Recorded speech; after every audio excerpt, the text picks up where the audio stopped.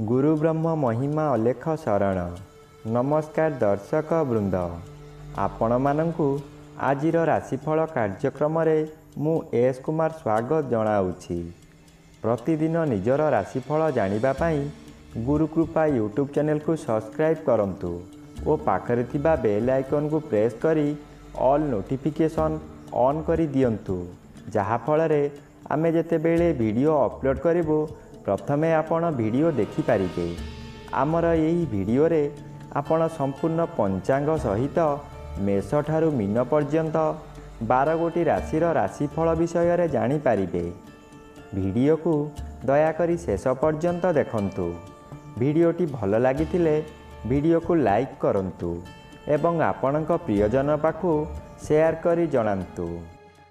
एबे आसंतु जानिबा आज दिनर संपूर्ण पंचांग विषय। आज 2024 मसीहा सेप्टेम्बर मास 22 तारिख रविवार, दिल्ली स्वराब्द सन 1432 साल, स्वाधीन भारताब्द 78 वर्ष, महिमाद 197 वर्ष।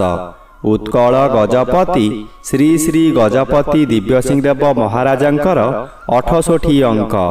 सौरस्व आश्विन मास 6 दिन, द्रमते आश्विन कृष्ण पक्ष पंचमी तिथि, रात्रि 8 घंटा 36 मिनिट पर्यंत। आजिर सूर्योदय विरजा क्षेत्र को 5 घंटा 37 मिनिट, कन्या लग्न शून्यदंड 49 गते उदय। आजिर सूर्यास्त विरजा क्षेत्र को 5 घंटा 37 मिनिट, मीन लग्न शून्यदंड 40 गते अस्त। आज मेष चंद्र दिबा 11 घंटा 30 मिनिट पर्यंत, एहा परे वृष चंद्र द्विजा नक्षत्र प्रातः 5 घंटा 50 मिनिट पर्यंत, एहा परे कृतिका नक्षत्र खेया शेष रात्रि 4 घंटा 28 मिनिट पर्यंत। आज जन्मित शिशुर मेष राशि क्षत्रिय वर्ण नरगण, प्रातः 5 घंटा 50 मिनिट गते दानव गण, दिबा 11 घंटा 30 मिनिट गते वृष राशि वैश्य वर्ण दानव गण एवं शेष रात्रि 4 घंटा 28 मिनिट गते नरगण। आज मृत व्यक्तिर एक पाद पुष्कर दोष, प्रातः 5 घंटा 50 मिनिट गते 2 पाद पुष्कर दोष एवं शेष रात्रि 4 घंटा 28 मिनिट गते एक पाद पुष्कर दोष। निषिद्ध खाद्य आज बेल, आमिष, बिरी, मसूर, अदा, निम्ब और दग्धद्रव्य भोजन निषेध अटे। आजिर अमृत जोग दिबा 6 घंटा 25 मिनिट गते 8 घंटा 49 मिनिट मध्य, रात्रि 8 घंटा 1 मिनिट गते 9 घंटा 37 मिनिट मध्य, रात्रि 12 घंटा 1 मिनिट गते 1 घंटा 37 मिनिट मध्य एवं रात्रि 2 घंटा 23 मिनिट गते शेष रात्रि 5 घंटा 38 मिनिट मध्य। आजिर महेंद्र जोग अपराह्न 4 घंटा 1 मिनिट गते 4 घंटा 49 मिनिट मध्य। आजिर काल बेला एवं बार बेला दिबा 11 घंटा 39 मिनिट गते 2 घंटा 23 मिनिट मध्य। आजिर काल रात्रि रात्रि 1 घंटा 5 मिनिट गते 2 घंटा 35 मिनिट मध्य। आजिर राहु काल अपराह्न 4 घंटा 30 मिनिट ठारू संध्या 6 घंटा मध्य। आज दिबा 11 घंटा 30 मिनिट मध्य मेष राशिर घात चंद्र, एहा परे बिछा राशिर घात चंद्र, प्रातः 5 घंटा 50 मिनिट मध्य धनु राशिर घात नक्षत्र, रात्रि 8 घंटा 36 मिनिट गते मेष राशि और कर्कट राशिर घात तिथि, मेष राशिर घात 12। प्रिय बंधुगण, एबे आसंतु जानिबा मेष ठारू मीन पर्यंत 12 गोटी राशिर राशिफल विषय रे। प्रथमे जानिबा राशि चक्रर प्रथम राशि मेष राशि विषय रे। आज मेष राशि जन्मित व्यक्ति मानक सकाशे मध्याह्न पर्यंत घात चंद्र भोग हेउछि। घात चंद्र सर्वदा अशुभ कराइब, घात 12 अशुभ। घरे बाहरे प्रत्येक स्थान रे आपण अपदस्थ हेबे, शरीर असुस्थ रहिब, बहु परिमाणर व्यय हेब, मथा विचलित हेब, रास्ता दुर्घटना मध्य होई पारे। ନିଜ ମନକୁ ଶାନ୍ତ ନ କଲେ ନିଜକୁ ନିଜେ ଦଣ୍ଡ ଦେଇ ହଇରାଣ ଓ ଲୋକହସା ହୋଇପାରନ୍ତି। ଆପଣ ଏହି ସମୟରେ କେବଳ ପ୍ରଭୁଙ୍କ ନାମ ଭଜନ କରି କାର୍ଯ୍ୟ କରନ୍ତୁ। ଏବେ ଆସନ୍ତୁ ଜାଣିବା ରାଶିଚକ୍ରର ଦ୍ୱିତୀୟ ରାଶି ବୃଷ ରାଶି ବିଷୟରେ। ଆଜି ବୃଷ ରାଶି ଜନ୍ମିତ ବ୍ୟକ୍ତିମାନଙ୍କ ସକାଶେ ପଞ୍ଚମ ସ୍ଥାନରେ ରବି ଗୋଚର କରୁଛନ୍ତି ଅଶୁଭ ଫଳ ପ୍ରଦାନ କରିବେ। ଆପଣଙ୍କର ପୂର୍ବରୁ ଚାଲିଥିବା କୋର୍ଟ କଚେରୀ ରାୟ ଆପଣଙ୍କ ବିପକ୍ଷରେ ଯାଇପାରେ, ଯାହାଦ୍ୱାରା କି ଆପଣଙ୍କର ବହୁ ଅର୍ଥହାନି ହେବ। ଦ୍ୱାଦଶ ସ୍ଥାନରେ ଚନ୍ଦ୍ର ଗୋଚର କରୁଛନ୍ତି। କୃଷ୍ଣ ପକ୍ଷ ହେତୁ କିଛି ଶୁଭ ଫଳ ମିଳିବ। ଉତ୍ତମ ଆୟ ହେବ। ଅର୍ଥ କାରବାରରେ ଉନ୍ନତି ଆସିବ। ଜୁଆ ଲଟେରୀରେ ଭାଗ ନେଇ ଉନ୍ନତି କରିବେ। ଏବେ ଆସନ୍ତୁ ଜାଣିବା ରାଶିଚକ୍ରର ତୃତୀୟ ରାଶି ମିଥୁନ ରାଶି ବିଷୟରେ। ଆଜି ମିଥୁନ ରାଶି ଜନ୍ମିତ ବ୍ୟକ୍ତିମାନଙ୍କ ସକାଶେ ଏକାଦଶ ସ୍ଥାନରେ ଚନ୍ଦ୍ର ଗୋଚର କରୁଛନ୍ତି। ଶୁଭ ଫଳ ମିଳିବ। ଚତୁର୍ଥର ବି ବାଧାପ୍ରାପ୍ତ ଅଛନ୍ତି। ଅଶୁଭ ଫଳ ମିଳିବ ନାହିଁ। ଆପଣ ବହୁଦିନରୁ ଯେଉଁ ବ୍ୟକ୍ତିଙ୍କୁ ଚାହୁଁଥିଲେ ଆଜି ତାଙ୍କ ସହିତ ସାକ୍ଷାତ ଆଲୋଚନା ହୋଇ ବହୁ ସଫଳତାର ପାହାଚ ଉତ୍ତୀର୍ଣ୍ଣ ହେବେ। ପରିବାର ମଧ୍ୟରେ ଅତିଥି ସତ୍କାର କରି ଦାନ ଧର୍ମ କରିବେ। ଏହି ସମୟରେ ଆପଣଙ୍କର ବ୍ୟବସାୟ ଅତି ସୁଚାରୁ ରୂପରେ ଚାଲିବ। ଭବିଷ୍ୟତ ସକାଶେ ଧନ ସଞ୍ଚୟ କରିବେ। ଏବେ ଆସନ୍ତୁ ଜାଣିବା ରାଶିଚକ୍ରର ଚତୁର୍ଥ ରାଶି କର୍କଟ ରାଶି ବିଷୟରେ।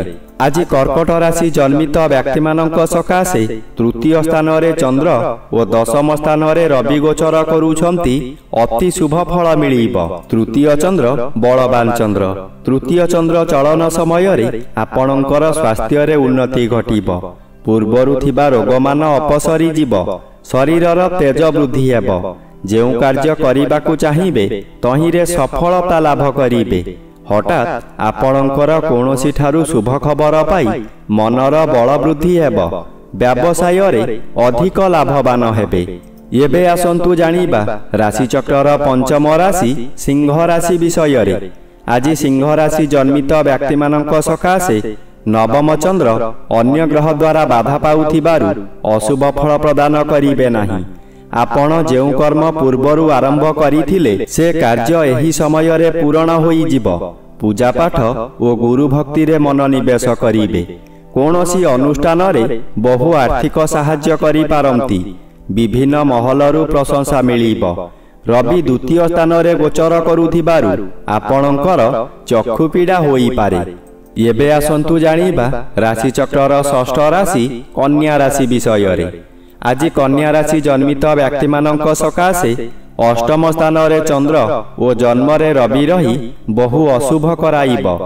ଅଷ୍ଟମ ସ୍ଥାନ ଆୟୁ ସ୍ଥାନ ଓ ମାରକ ସ୍ଥାନ। ଚନ୍ଦ୍ର ଏପରି ଏକ ଗ୍ରହ ମୃତ୍ୟୁକୁ ମଧ୍ୟ ମାରିପାରେ। ଚନ୍ଦ୍ର ଅଷ୍ଟମରେ ଭ୍ରମଣ କରୁଥିବା ସମୟରେ ବହୁ ଦୁର୍ଘଟଣା ମଧ୍ୟ ଘଟାଇପାରେ। ତାହା ମାନସିକ ହେଉ କିମ୍ବା ଶାରୀରିକ। ନିଜକୁ ସତର୍କ ନ ରହିଲେ ନିଜ ଗୋଡ଼ରେ ନିଜେ କୁରାଢ଼ି ମାରିବା ସଦୃଶ୍ୟ ହେବ। ଏଣୁ ମନକୁ ଶାନ୍ତ ରଖନ୍ତୁ। ବ୍ୟବହାର ଠିକ୍ ରଖନ୍ତୁ। ଏବେ ଆସନ୍ତୁ ଜାଣିବା ରାଶିଚକ୍ରର ସପ୍ତମ ରାଶି ତୁଳା ରାଶି ବିଷୟରେ। ଆଜି ତୁଳା ରାଶି ଜନ୍ମିତ ବ୍ୟକ୍ତିମାନଙ୍କ ସକାଶେ ସପ୍ତମ ଚନ୍ଦ୍ର ଶୁଭ ଫଳ ପ୍ରଦାନ କରିବେ। ଦ୍ୱାଦଶର ବି ବାଧାପ୍ରାପ୍ତ ଅଛନ୍ତି। ଅଶୁଭ ଫଳ ମିଳିବ ନାହିଁ। ଆପଣଙ୍କ ପରିବାର ମଧ୍ୟରେ ହସ ଖୁସିର ଉତ୍ତମ ବାତାବରଣ ଆସିବ। ଏହି ସମୟରେ ଆପଣଙ୍କ ଜନ୍ମସ୍ଥାନ ଠାରୁ ଦୂରରୁ ଖୁସି ଖବର ମିଳିବ। ଆୟ ବୃଦ୍ଧି ହେବ। ସ୍ୱାମୀ କିମ୍ବା ସ୍ତ୍ରୀ ଜଣେ ଅନ୍ୟ ଜଣଙ୍କୁ ନିବିଡ଼ ଭାବରେ ଭଲ ପାଇବେ। ଯାହା ବ୍ୟବସାୟ କରୁଛନ୍ତି ତହିଁରେ ଆଶାଠାରୁ ଅଧିକ ଆୟ ହେବ। ଭବିଷ୍ୟତ ସକାଶେ ଧନ ସଞ୍ଚୟ ହେବ। ଏବେ ଆସନ୍ତୁ ଜାଣିବା ରାଶିଚକ୍ରର ଅଷ୍ଟମ ରାଶି ବିଛା ରାଶି ବିଷୟରେ। ଆଜି ବିଛା ରାଶି ଜନ୍ମିତ ବ୍ୟକ୍ତିମାନଙ୍କ ସକାଶେ ଷଷ୍ଠ ଚନ୍ଦ୍ର ଶୁଭ ଓ ଏକାଦଶର ବି ଶୁଭ ଫଳ ପ୍ରଦାନ କରିବେ। ଷଷ୍ଠ ଚନ୍ଦ୍ର ବଳବାନ ଚନ୍ଦ୍ର। ଆପଣଙ୍କ ପରିବାର ମଧ୍ୟରେ ଖାଲି ଆନନ୍ଦ ହିଁ ଆନନ୍ଦ ମିଳିବ। ଯେଉଁ କାମରେ ହାତ ଦେବେ ତହିଁରେ ସଫଳତା ନିଶ୍ଚୟ ପାଇବେ। ବ୍ୟବସାୟ କରୁଥିବା ବ୍ୟକ୍ତିମାନେ ବ୍ୟବସାୟରେ ଆଶାଠାରୁ ଅଧିକ ଲାଭବାନ ହେବେ। କିନ୍ତୁ ସାବଧାନ, ମଧ୍ୟାହ୍ନଠାରୁ ଘାତଚନ୍ଦ୍ର ସମସ୍ତ ଶୁଭକୁ ଖଣ୍ଡନ କରି ଅଶୁଭ କରାଇବ। ଶରୀରରେ ଆଘାତ ଲାଗିପାରେ। ଏବେ ଆସନ୍ତୁ ଜାଣିବା ରାଶିଚକ୍ରର ନବମ ରାଶି ଧନୁ ରାଶି ବିଷୟରେ। ଆଜି ଧନୁ ରାଶି ଜନ୍ମିତ ବ୍ୟକ୍ତିମାନଙ୍କ ସକାଶେ ଦଶମ ରବି ଶୁଭ ଓ ପଞ୍ଚମ ଚନ୍ଦ୍ର ଅନ୍ୟ ଗ୍ରହ ଦ୍ୱାରା ବାଧା ପାଉଥିବାରୁ ଶୁଭ ଫଳ ମିଳିବ। ଆପଣଙ୍କ ସ୍ୱାସ୍ଥ୍ୟ ଉତ୍ତମ ରହିବ। ପୂର୍ବରୁ ଯେଉଁମାନେ ହଇରାଣ ହରକତ କରୁଥିଲେ ଏବେ ଆପଣ ଶାନ୍ତିରେ ରହିପାରିବେ। ପଞ୍ଚମ ଗୃହ ଜ୍ଞାନ ଗୃହ ହୋଇଥିବାରୁ ଆପଣଙ୍କ ବିଭିନ୍ନ ଜ୍ଞାନ ବୃଦ୍ଧି ହେବ। ଆପଣଙ୍କ ଉପସ୍ଥିତ ଜ୍ଞାନ ବଳରେ ବହୁ ବଡ଼ ବଡ଼ ବିପଦରୁ ମୁକୁଳି ଯିବେ। ଶୁଭକର୍ମମାନ କରିବେ। ଏବେ ଆସନ୍ତୁ ଜାଣିବା ରାଶିଚକ୍ରର ଦଶମ ରାଶି ମକର ରାଶି ବିଷୟରେ। ଆଜି ମକର ରାଶି ଜନ୍ମିତ ବ୍ୟକ୍ତିମାନଙ୍କ ସକାଶେ ନବମ ରବି ଅଶୁଭ ହେବା କାମ ଆପଣଙ୍କର ହୋଇ ନ ପାରିବାର କାରଣରୁ ମନରେ ବିତୃଷ୍ଣା ଭାବ ଆସିବ ଓ ମନରେ କ୍ରୋଧ ଭାବ ଜାଗ୍ରତ ହେବ, ଯାହାଦ୍ୱାରା ଆପଣ ଧର୍ମ ଅଧର୍ମ କିଛି ଜାଣିପାରିବେ ନାହିଁ। ଚତୁର୍ଥ ଚନ୍ଦ୍ର କୃଷ୍ଣପକ୍ଷ ହେତୁ ଶୁଭ ଫଳ କିଛି ମିଳିବ। କୌଣସି ବନ୍ଧୁଙ୍କ ଦ୍ୱାରା ଉନ୍ନତି ପଥରେ ଆଗେଇ ଚାଲିବେ। ହଠାତ୍ ଅର୍ଥ ବ୍ୟୟ ହେଲେ ମଧ୍ୟ କୌଣସି ଠାରୁ ଅର୍ଥ ମିଳିଯିବ। ଆପଣ ଖୁସିରେ ରହିବେ। ମାନସିକ ଅଶାନ୍ତି ପରିବର୍ତ୍ତେ ମାନସିକ ଶାନ୍ତି ମିଳିବ। ଏବେ ଆସନ୍ତୁ ଜାଣିବା ରାଶିଚକ୍ରର ଏକାଦଶ ରାଶି କୁମ୍ଭ ରାଶି ବିଷୟରେ। ଆଜି କୁମ୍ଭ ରାଶି ଜନ୍ମିତ ବ୍ୟକ୍ତିମାନଙ୍କ ସକାଶେ ତୃତୀୟ ସ୍ଥାନରେ ଚନ୍ଦ୍ର ଗୋଚର କରୁଛନ୍ତି। ତୃତୀୟ ଚନ୍ଦ୍ର ବଳବାନ ଚନ୍ଦ୍ର। ତୃତୀୟ ଚନ୍ଦ୍ର ଚଳନ ସମୟରେ ଆପଣଙ୍କର ସ୍ୱାସ୍ଥ୍ୟରେ ଉନ୍ନତି ଘଟିବ। ପୂର୍ବରୁ ଥିବା ରୋଗମାନ ଅପସରିଯିବ। ଶରୀରର ତେଜ ବୃଦ୍ଧି ହେବ। ଯେଉଁ କାର୍ଯ୍ୟ କରିବାକୁ ଚାହିଁବେ ତହିଁରେ ସଫଳତା ଲାଭ କରିବେ। ହଠାତ୍ ଆପଣଙ୍କର କୌଣସି ଠାରୁ ଶୁଭ ଖବର ପାଇ ମନର ବଳ ବୃଦ୍ଧି ହେବ। ବ୍ୟବସାୟରେ ଅଧିକ ଲାଭବାନ ହେବେ। ଏବେ ଆସନ୍ତୁ ଜାଣିବା ରାଶିଚକ୍ରର ଦ୍ୱାଦଶ ବା ଶେଷ ରାଶି ମୀନ ରାଶି ବିଷୟରେ। ଆଜି ମୀନ ରାଶି ଜନ୍ମିତ ବ୍ୟକ୍ତିମାନଙ୍କ ସକାଶେ ସପ୍ତମ ରବି ଅଶୁଭ ଓ ଦ୍ୱିତୀୟ ଚନ୍ଦ୍ର ଅଶୁଭ ଫଳ ମିଳିବ। ଆପଣଙ୍କ କାର୍ଯ୍ୟକୁ ବନ୍ଧୁମାନେ ସମାଲୋଚନା କରିବେ। ଦ୍ୱିତୀୟ ଗୃହ ଧନ ଗୃହ ଓ ପରିବାର ଗୃହ ହୋଇଥିବାରୁ ଆପଣଙ୍କ ନିଜ ଲୋକମାନେ ଶତ୍ରୁତା କରିବେ। ବହୁ ଅର୍ଥ ବ୍ୟୟ କରାଇ ଆପଣଙ୍କୁ ବର୍ବାଦ କରାଇଦେବେ। ଆପଣ ହତୋତ୍ସାହ ହୋଇ ପଡ଼ିବେ। ମଧ୍ୟାହ୍ନଠାରୁ ତୃତୀୟ ଚନ୍ଦ୍ର ଶୁଭ ଫଳ ମିଳିବ। ଅଚାନକ କୌଣସି ଠାରୁ ଶୁଭ ଖବର ପାଇ ଖୁସିରେ ଆତ୍ମହରା ହୋଇ ଉଠିବେ। ଅଚାନକ ଧନ ମିଳିବାର ସମ୍ଭାବନାକୁ ଏଡ଼ାଇ ଦେଇ ହେବ ନାହିଁ।